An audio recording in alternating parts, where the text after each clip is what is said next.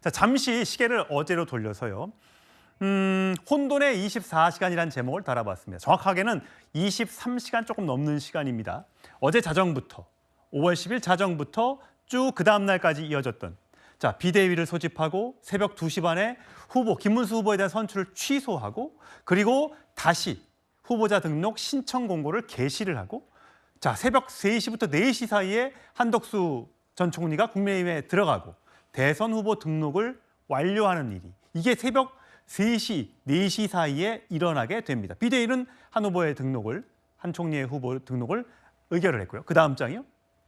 예. 하지만 김문수 후보는 당연히 반발을 했고 법원에 가처분 신청을 냈습니다. 근데 가처분 신청은 이제 결국은 취소했습니다만 그 사이에 단일화 협상이 잠깐 재개됐는데 40분 만에 결렬이 됐습니다.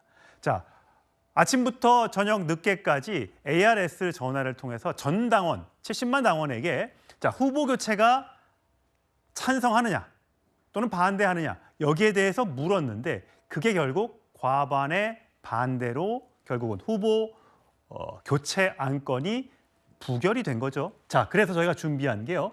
어떤 내용으로 물어봤을까? 도대체 당원들은 어떤 그 ARS의 음성을 들었을까? 제가 추려봤는데요. 최성 평론가. 네. 한덕수 후보로의 후보 변경에 찬성하십니까? 하나 묻고요. 또 묻는 게 한덕수 후보자로 변경하여 지명하는 것에 어떻게 생각하시는 겁니까? 그리고 마지막으로 세 번 묻는 거죠. 지금 지명 의사에 대해 찬반 의사를 밝히셨습니다. 맞습니까? 찬성, 반대. 이렇게 둘 중에 하나를 선택하게 되어 있었다고 하더군요. 네.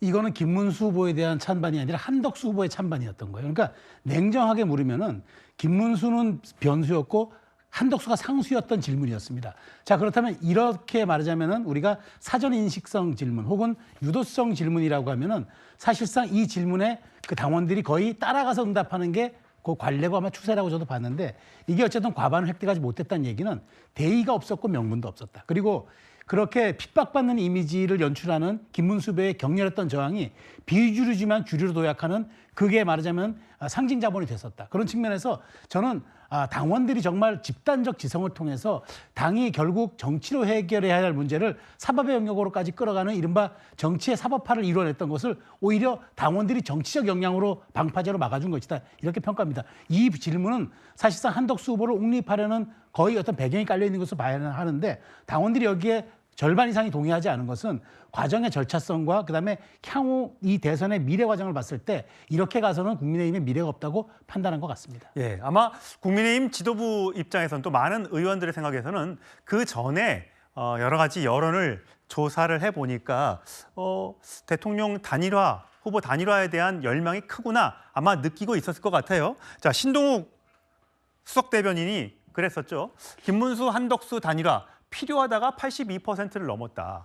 후보 등록 전 단일화 필요하다는 응답도 86%로 나타났다. 자, 이런 어떤 그 여론조사 결과를 바탕으로 당원들한테 한번 물어보자. 한덕수로의 후보 교체에 대해서. 하지만 이 야밤에 새벽에 있었던 후보 취소와 또 한덕수 후보가 30몇 가지의 서류를 준비해서 갑자기 새벽 4시에 등록을 했던 이 과정을 국민의힘 당원들도 이렇게 하는 건 절차적으로 문제가 좀 있겠구나라고 생각해서 반대 의견을 냈던 것 같습니다. 자, 김문수 후보도 이 결과를 받아들고 깜짝 놀랐습니다.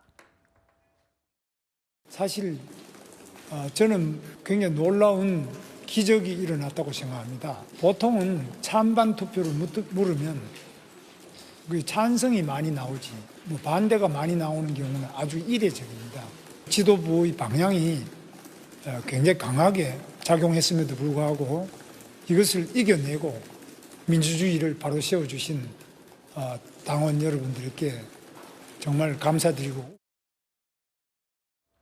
예, 김주익 대변인. 저희가 뭐 예상 밖 부결이라고 제목은 달아봤습니다만 자, 그 이유가 부결된 이유, 절차적 정당성 이거 말고 또 어떤 게 있다고 생각하세요? 제가 볼 때는 뭐 12.3 비상계엄은 국민들이 진압을 했다고 한다면 이번 50 그 국민의힘의 후보 그 뭐라 그럴까요? 강탈 쿠데타, 뭐 정치 쿠데타라고 김문수 후보는 얘기하던데 이것들은 당원이 진압해줬다 이렇게 평가를 해야 될 것 같습니다. 저는 이 단일화에 대한 필요성이 뭐 아무리 높다고 하더라도 이 과정이 너무나 폭력적이었다라는 부분에 있어서 당원들의 이 마음이 돌아섰다고 봅니다.